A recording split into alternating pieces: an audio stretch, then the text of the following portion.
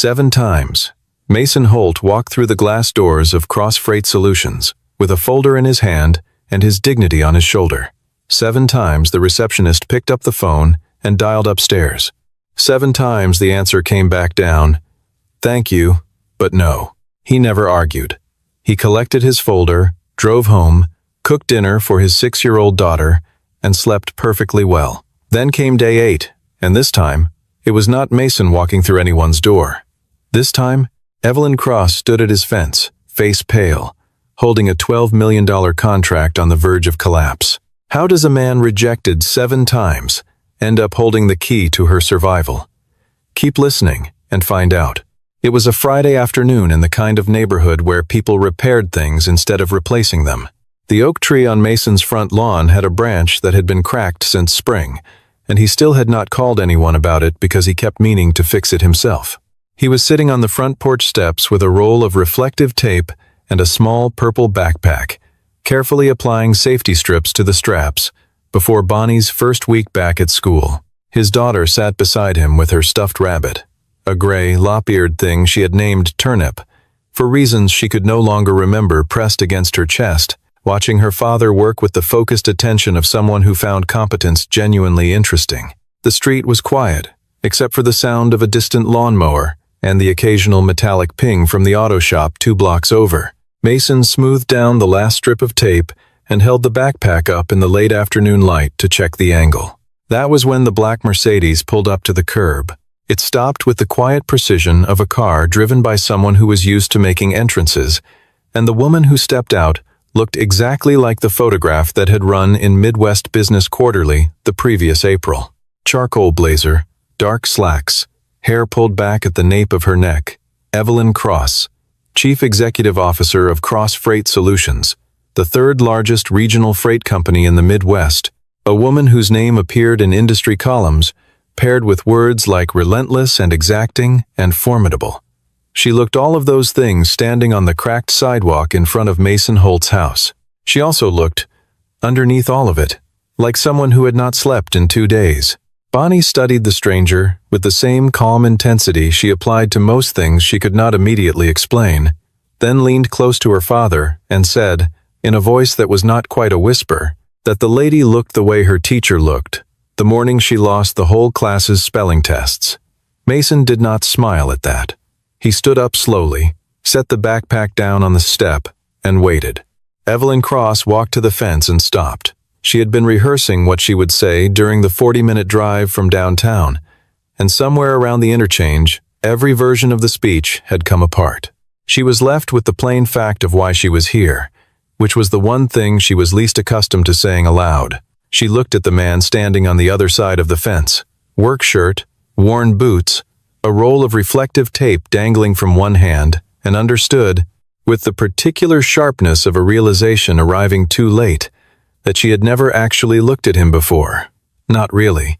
Not once across all 7 of those meetings and letters and phone calls. She said that she needed his fleet. All 11 trucks. Starting Monday. Mason held her gaze for 3 full seconds, long enough to let the weight of 7 rejections occupy the space between them without dramatizing it, and then he unlatched the gate and told her to come inside, that he would put coffee on, and that she could tell him exactly what was happening.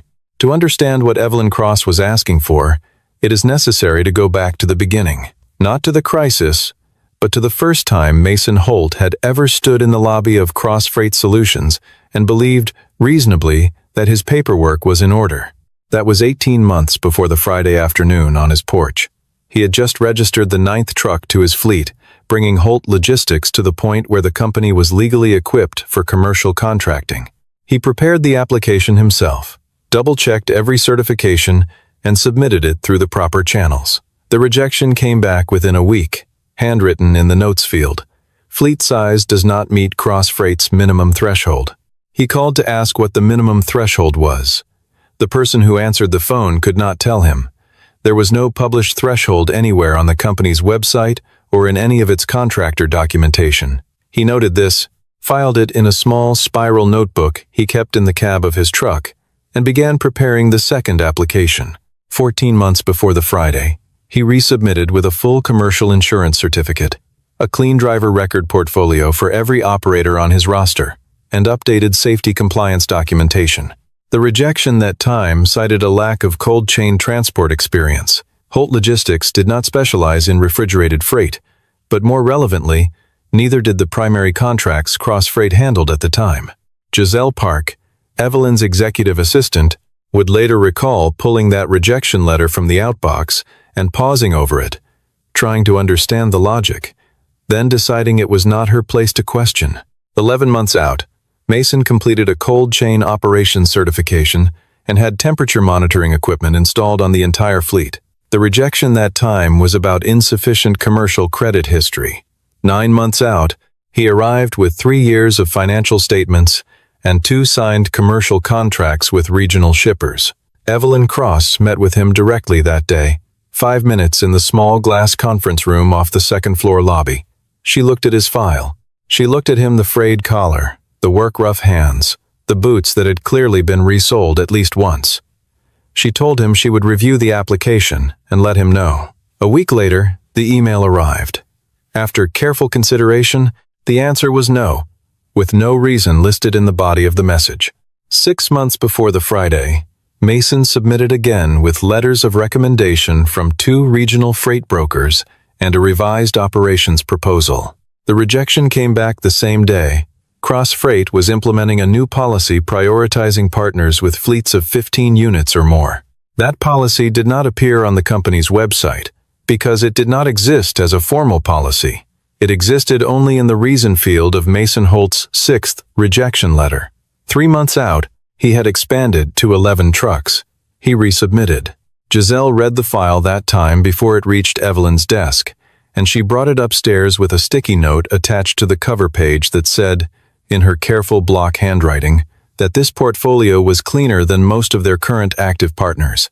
Evelyn had peeled the note off, set it to the side, and signed the rejection.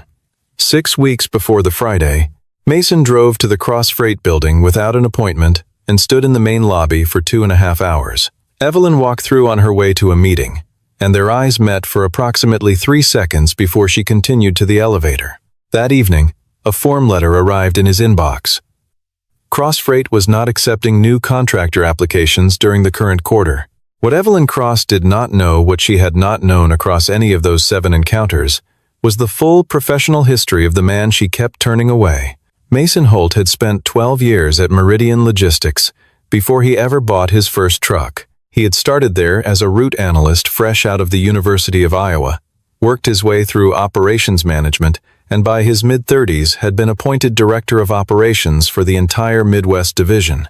He had overseen a fleet of 430 vehicles across 9 states, negotiated supply chain agreements worth hundreds of millions of dollars, and built the routing architecture that gave Meridian a competitive advantage that none of its regional rivals had been able to close for nearly a decade. He knew the freight industry from the inside out, from the manifests to the board meetings, and he had left it voluntarily. He left because his wife was gone and his daughter was 3 years old, and she needed to grow up somewhere with a backyard and a grandmother who remembered her mother's name. Claire had grown up in Millhaven. Her family was still there. He moved into the house with the cracked oak branch and the chain-link fence, bought his first truck with the last of his severance, and started over in the smallest way he knew how. His friend Isaac Rhodes had known him since college. Isaac ran a truck stop diner 12 miles east of town and had watched Mason rebuild his life 1 vehicle at a time, never mentioning Meridian to anyone unless Mason brought it up first. Isaac understood what Mason had traded away and why, and he respected the trade completely, without ever making it a subject of sentiment or mourning, which was one of the reasons Mason kept coming back. He kept the coffee hot and the corner booth open, and when Mason came in after a long night run, looking like he needed to think out loud, Isaac poured and listened and did not offer opinions unless he was asked for one. The house on Crestfield Lane was the right size for 2 people who were learning to navigate each other's routines. Mason kept it neat with the disciplined minimalism of someone who had once managed 400 vehicle logistics networks and understood that entropy compounds if you let it run. He fixed things himself, the back fence latch, the kitchen faucet, the cracked oak branch that finally came down in July and which he had cut and stacked into firewood over a single weekend. Bonnie had no memory of her mother's voice, but she had photographs arranged on the low bookshelf in the living room, and she had a small cedar box her grandparents had given her that contained a pressed flower and a handwritten note and a photograph of Claire at about Bonnie's current age, looking, according to everyone who had ever seen both of them, startlingly similar. She had her father's face whenever he looked at the framed photo on the kitchen wall, that particular stillness, not grief exactly, more like the afterimage of something that had once filled the room with a specific quality of light, and whose absence you only noticed in the way the room felt different at certain hours of the day. She had Turnip, who had been Claire's idea, ordered from a mail catalog 2 weeks before the accident. Bonnie did not know what her father had been before Millhaven. She only knew that when he read a contract, he read it very fast and then set it down and said it was fine. She had once asked him whether fine meant good or not good. He had said it meant he was thinking about it, and that thinking was different from worrying, which was an important distinction she should remember. What Mason had been thinking about for 6 months, the real reason he had kept filing applications with Cross Freight, despite every rejection, was a specific contract that had not yet been signed when he walked through those glass doors the first time. He had known Retail Core was going to open a Midwest distribution bid in the 4th quarter. He had written the original supply chain analysis for Retail Core 8 years earlier, when he was still at Meridian, and he knew how their procurement process worked, which companies fit their regional network profile, and why Cross Freight was almost certainly going to win the contract. He also knew that Evelyn Cross's current routing structure had a load distribution flaw in the northern corridor that would not matter in low-volume months, but would create a bottleneck under the kind of sustained pressure a 90-day holiday deployment would generate. He had filed those 7 applications not because he was desperate for any work Cross Freight had to offer, but because he wanted to be a credentialed, vetted partner before the contract landed, so that when the flaw became a crisis, he would already be at the table, legally eligible to help, with a track record Cross Freight could verify. He had not planned on the rejections going that deep, but he had kept filing because the logic had not changed. Cross Freight Solutions had won the Retail Core contract 6 weeks before the Friday, $12 million, 87 delivery points across the Midwest. The first major deadline fell 90 days out, in the first week of November, when the full holiday inventory push needed to be in place. Evelyn had signed the agreement herself. In the same week, she signed Mason Holt's 7th rejection letter, and she had done it with the quiet confidence of someone who had built a company from the edge of insolvency to regional prominence through nothing but discipline and precision. She had earned that confidence. The problem was not the contract. The problem was Carter Baines. Carter Baines had been a member of Cross Freight's board of directors since before Evelyn inherited the company, appointed by her father in the years when the old man had still believed in having adversaries close enough to watch. Baines had never accepted Evelyn as a legitimate leader. He had spent 7 years waiting for her to make a mistake large enough to bring to a board vote. When patience failed him, he manufactured one. On the Wednesday of the crisis week, Cross Freight's primary operating fleet of 22 trucks went on sudden strike over a labor dispute with the Regional Drivers Union. The timing was not coincidental. Baines had a relationship with the union leadership that predated his board seat, and the strike had been coordinated to land at the precise moment when Cross Freight was most exposed 8 weeks into a $12 million deployment, too deep to exit the contract and too short-handed to fulfill it. Evelyn had spent Wednesday and Thursday calling every backup freight partner in the regional directory. The market was saturated. The weeks before Thanksgiving were the single most capacity-constrained period on the freight calendar, and every operation with available trucks had already committed them elsewhere. Her operations director had run the numbers 3 times. They could fulfill approximately 60% of the Retail Core schedule with internal resources, scraping together borrowed capacity from smaller affiliates. 60% was not enough. 60% was a material breach on a $12 million contract, with document-based communications in the board file showing Evelyn had hired outside the standard partner roster would be exactly the ammunition Carter Baines needed to call for a vote. Giselle had been the one to say Mason's name. She had pulled the 6th application from the archive drawer, the one with her sticky note still folded inside, and set it on Evelyn's desk without a word. Evelyn stared at the folder for a long moment. Then she asked, in a voice that was quieter than her usual register, why she had rejected it. Giselle did not answer immediately. When she did, she said, carefully, that she was not certain any of the 7 stated reasons had been the real one.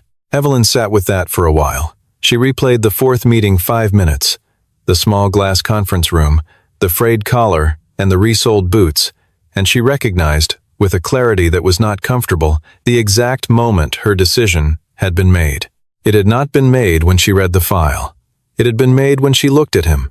She knew what that meant. She had spent her entire professional life fighting the assumption that her competence could be read from her appearance, and she had turned around and done the same thing to a man sitting across a conference table from her, with a spotless operations record and 7 years of experience she had never bothered to ask about. She did not say any of this out loud. She closed the folder, told Giselle to find his address, and went to get her keys. Mason's kitchen was small and orderly in the way that spaces become when a single person manages them with consistent attention. There was a dish rack on the counter with 2 plates and a cereal bowl. A child's drawing held to the refrigerator with a magnet shaped like a state of Iowa and a framed photograph on the wall near the window of a woman with light eyes and Bonnie's exact smile. Evelyn sat at the kitchen table while Mason set 2 mugs down and looked over the summary documents she had brought. He read quickly, not scanning, actually reading, moving through the footnotes and addenda with the focused efficiency of someone who knew exactly what to look for in a freight contract. She noticed this and said nothing. He asked her what percentage of completion she needed to avoid a material breach. She told him 85. He said 11 trucks on a rotating 3-shift schedule could cover 90% of the volume if she gave him autonomous routing authority. She said she wanted cross-freight personnel riding each vehicle for oversight. He said no, the real-time GPS access on his system was more transparent than a supervisor in a passenger seat, and the extra weight on each run would slow the schedule. He was not rude about it. He was simply correct, and they both knew it. She asked him where he had learned logistics. He told her the University of Iowa, industrial engineering and business combined, and 12 years of operational practice. She asked where he had practiced. He looked at her for a moment before answering, not hesitating, just giving the question the weight it deserved. He said Meridian Logistics. The name landed in the room the way large. Significant facts tend to land without drama, but with gravity that reorganized everything around it. Cross Freight Solutions had once applied to become a regional subcontractor for Meridian. That had been 7 years ago, before Evelyn had finished stabilizing the company after her father's death. Meridian had declined the application. The rejection letter had cited Cross Freight's insufficient fleet size. Evelyn remembered that letter. She had read it a dozen times, and every time it had tasted like the specific humiliation of being told you are not yet enough. She asked him what his title had been. He told her, Director of Operations, Midwest Division. She set her mug down on the table. Bonnie looked up from her drawing in the corner, announced that her father used to be a big boss, but that being a big boss meant you were away from home too much, and then went back to her drawing. Mason watched his daughter with an expression that contained neither embarrassment nor apology. Evelyn said she wanted to apologize for the 7 rejections. Mason told her she did not need to. She had been within her rights to decline any application for any reason. What he needed to know, he said, was whether she could commit to a genuine partnership this time, not a crisis transaction, but a functioning professional relationship built on accurate information. He said he would need the night to think about it. She gathered her documents, stood up, and looked around the kitchen one more time before she left. She looked at the photograph on the wall longer than she intended to. Outside, she sat in the car for a full minute with the engine off before she turned the key. Mason called Isaac from the driveway while Bonnie's grandmother sat inside watching television. It was nearly 9 o'clock.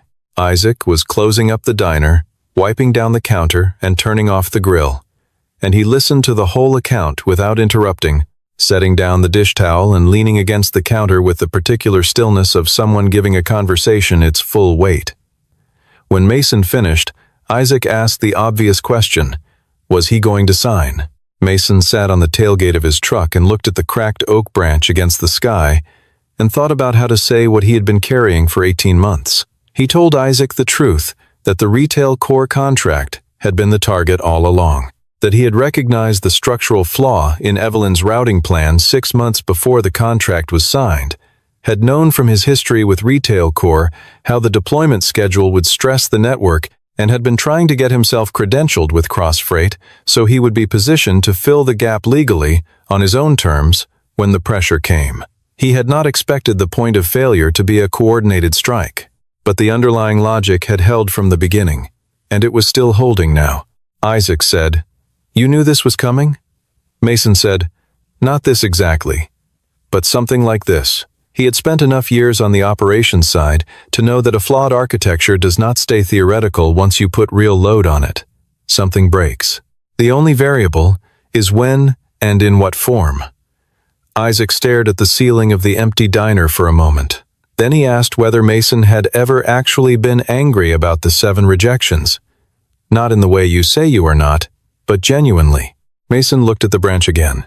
He said yes, in the way you feel it briefly, and then set it down, because carrying it around costs fuel you need for something else. He said he had sat on the other side of that table before. He had signed rejections on good applications for reasons that were more about the impression someone made walking into a room than about the numbers on the page.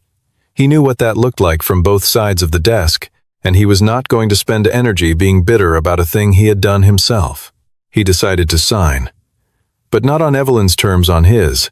He went inside, sat at the small desk in the corner of the living room, and wrote 3 pages of supplemental conditions in longhand, the way he had drafted operational addenda at Meridian, when he wanted to think through every clause without the distraction of a screen. The key terms were these: autonomous routing authority on all assigned runs, weekly payment against completed deliveries rather than net 30, and a formal provision requiring Cross Freight to evaluate Holt Logistics for a long-term partnership agreement with equal standing terms if completion exceeded 85%. He did not ask for a guarantee. He asked for an honest evaluation. He checked on Bonnie before he went to bed, stood in the doorway of her room listening to her breathe, then went to sleep. The first week moved fast. Mason gave Giselle real-time access to the fleet tracking system on Monday morning, walked her through the dashboard in a 10-minute phone call, and was behind the wheel of the first run before 7. He drove the northern corridor himself that day, not because any of his other drivers could not have done it, but because he needed to verify road conditions, weight restrictions, and access points at the delivery sites personally before he put anyone else on the route. He noted 3 intersections where the map routing was technically correct but practically inefficient, 2 loading docks that had significantly different procedures than their posted instructions, and 1 stretch of county road that was showing surface deterioration that would slow a loaded truck by approximately 15 minutes per pass. He added all of it to the route file before he got home. On the 3rd day, he identified 2 locations in the delivery manifest where the route planning had missed practical constraints. 1 bridge with posted weight limits that disqualified full-load trucks, and 1 urban delivery zone where commercial vehicles over a certain length were restricted during business hours. He put together a brief report with 2 alternative routing solutions for each location, with timing estimates and fuel calculations for both options, and sent it to Giselle before noon. She forwarded it to Evelyn with a single line. He found what our team missed in 6 weeks of preparation. Evelyn read the report twice, then pulled up the fleet tracking dashboard and watched the position indicators for all 11 trucks for a while, saying nothing to anyone in the office, which Giselle had learned over 4 years of working for her meant that she was revising something she had thought she already understood. She drove out to the 17th delivery point on the 8th day. She had told herself it was an operational check, the kind of oversight a CEO exercised on a critical contract. She parked down the street and watched from a distance. Mason was standing beside the truck talking with the receiving manager, going over the manifest, making a small note on his clipboard. There was nothing remarkable about what she was watching. It was exactly what a professional freight operator looked like, doing his job well. The unremarkable quality of it was, somehow, the part she could not stop thinking about on the drive back. On the 12th day, Carter Baines made his move on the fleet. He had identified two of Mason's drivers through a mutual contact in the regional freight network and arranged to have them approached with offers, signing bonuses, and higher base rates, contingent on leaving Holt Logistics immediately. It was a precise disruption. Losing two drivers mid-contract would force Mason to compress his schedule, create cascade delays on the northern and central corridors, and give Baines exactly the performance failure he needed to document for the board. One of the drivers told the recruiter no before the conversation was finished. The other brought the offer letter directly to Mason the following morning. Mason read it, thanked the driver, and made 2 phone calls before lunch. The calls went to people he had not spoken to in 3 years, former colleagues from Meridian who had relocated to the region and were running independent routes. Both of them recognized his number when it came up on their screens. Both of them said yes before he finished the sentence. On the 15th day, Mason met Evelyn at Isaac's diner with a 2-week progress report. He had formatted it himself, a 4-page document that tracked completion rates by corridor, flagged 2 recurring access delays at specific delivery sites, and included a projection model for the final 2 weeks that assumed a conservative weather margin. Evelyn read through it at the corner booth, while Isaac refilled her coffee without asking. She said it was the most detailed mid-contract report she had received from any partner in 7 years of running the company. She asked again where he had learned to write operational documentation like this. He reminded her that she already had that answer. She looked up from the page. He was watching her with the particular patience of someone who had long since stopped needing to prove anything, and she found, unexpectedly, that she could not hold his gaze without feeling the specific discomfort of someone who has been wrong about something important for a long time. On the 29th day, Giselle called Evelyn while she was driving. Carter Baines had filed for an emergency board session. The formal complaint alleged that Evelyn had contracted operational responsibility on a flagship deployment to an unvetted outside party in violation of the company's partnership governance clause, a clause Baines had quietly pushed through an amendment process 18 months ago, written broadly enough to be used exactly this way. The board session was scheduled for day 32, the same day as the first major retail core delivery deadline. It was not a coincidence. The logic was straightforward. If the deadline was met, Baines would argue that outsourcing critical operations was still a governance violation. If the deadline was missed, the breach would speak for itself. Either way, he had constructed a path to a no-confidence vote. Evelyn sat in the parking lot of a gas station and read the email from the company's general counsel and felt, for the first time in a long time, genuinely uncertain what to do next. Mason called her at 11 that night. He knew about the board meeting. He had known since the day his driver brought him the recruitment offer letter, and he had spent 2 weeks deciding whether and when to raise it. He told her that he had audio of Carter Baines's representative approaching his driver with an explicit request to abandon the contract mid-run, a direct and documented act of sabotage against an active cross-freight operation. He could make it available to her tonight. Evelyn asked why he had waited. He said he had not wanted to introduce it into the situation until the contract was finished, so that no one, not the board, not Baines, not anyone could suggest he had used it as leverage to protect his own position. He wanted to complete the work first. Whatever came after that was separate. She was quiet on the phone for a moment. Then she said she understood. He sent the files to Giselle's secure inbox at 11:15 and went to check the weather forecast for the northern corridor. The forecast was wrong. The system that was supposed to track southeast through Ohio turned northwest instead, and by midnight on day 31, there was snow coming down hard across the top quarter of Mason's remaining route. 14 delivery points. 2 trucks already running late from an afternoon delay at a warehouse loading dock. Mason adjusted the schedule from the cab of truck 11, calling each driver in sequence, redistributing stops, recalculating arrival windows, while the wipers worked against the accumulation on the windshield. Isaac stayed on the phone with him for 2 hours, reading updated weather conditions from the radar site on his laptop at the diner counter. The routes held. They bent and compressed and were rerouted twice, but they held. Bonnie called at 9 in the evening to ask if he would be home in time to read to her. He looked at the odometer, at the route remaining, at the weather moving steadily east away from his last 4 stops, He told her to keep Turnip awake for him. The final delivery of the first retail core phase was completed at 11:47 at night on day 31, 13 minutes before the contractual midnight threshold. The completion rate across the entire phase was 93.2%, 8 points above the breach threshold, 4 above what Evelyn had asked for when she stood at his fence on a Friday afternoon. Mason sat in the parking lot of the last delivery site for a few minutes before starting the drive home. He called Giselle, gave her the final numbers, and asked her to relay them to Evelyn. Giselle said Evelyn had been waiting. Mason said she knew now, and ended the call. He got home at 1 in the morning. Bonnie was asleep with Turnip tucked under her arm and the bedside lamp still on, which meant she had been reading to herself until she could not keep her eyes open.